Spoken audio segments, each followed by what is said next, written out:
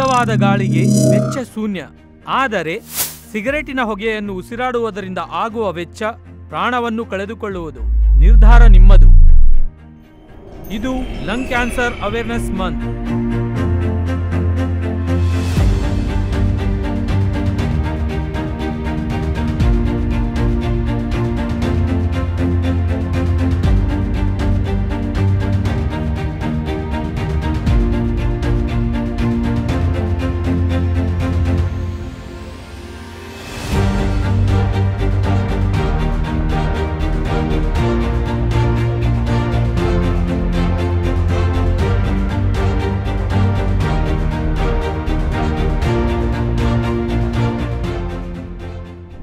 ಈ ಸಂದರ್ಭದಲ್ಲಿ ನಿಮಗೆ ಕೆಲವು ಪ್ರಮುಖವಾದ ವಿಷಯಗಳನ್ನು ತಿಳಿಸಬೇಕು. ತಂಬಾಕು ಕಾರಣದಿಂದ ಪ್ರಪಂಚ ಉದ್ದಕ್ಕೂ ವರ್ಷಕ್ಕೆ ಸುಮಾರು 1 ಕೋಟಿ ಜನ ಸಾಯುತ್ತಿದ್ದಾರೆ.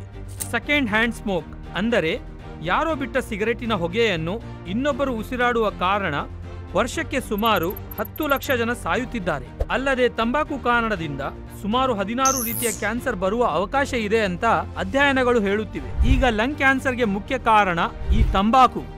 ಪ್ರಪಂಚದೊಳಗೆ ಎಲ್ಲಾ ರೀತಿಯ ಕ್ಯಾನ್ಸರ್ ಸಾವುಗಳಲ್ಲಿ 100ಕ್ಕೆ 25 ಈ ತಂಬಾಕು ಕಾರಣದಿಂದ ಸಂಭವಿಸುತ್ತಿದೆ. ಅಂದರೆ ಇದರ ತೀವ್ರತೆಯನ್ನು ನಾವು ಅರ್ಥ ಮಾಡಿಕೊಳ್ಳುವ ಅಗತ್ಯವಿದೆ. Tuberculosis, type 2 diabetes, dental plaque, bad breath, vitamin A ದೋಷ, ಚರ್ಮ ಎಲಾಸ್ಟಿಸಿಟಿ ದೋಷ, ಸೋರಿಯಾಸಿಸ್, ಈ ತರ ಎಷ್ಟೋ ರೀತಿಯ ಆರೋಗ್ಯ ಸಮಸ್ಯೆಗಳಿಗೆ ತಂಬಾಕು ಪ್ರಮುಖ ಕಾರಣವಾಗಿ ನಿಂತಿರುವುದು ದುರದೃಷ್ಟಕರವಾದ ವಿಷಯ.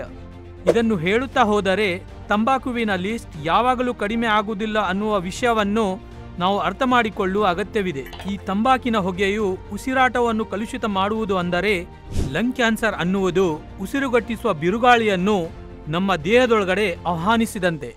ಇವಾಗಲಾದರೂ ನಮ್ಮ ಉಸಿರಾಟದ ಕಡೆಗೆ ಸ್ವಲ್ಪ ಗಮನ ಹರಿಸೋಣ. ಧೂಮಪಾನದಿಂದ ದೂರ ಇರೋಣ.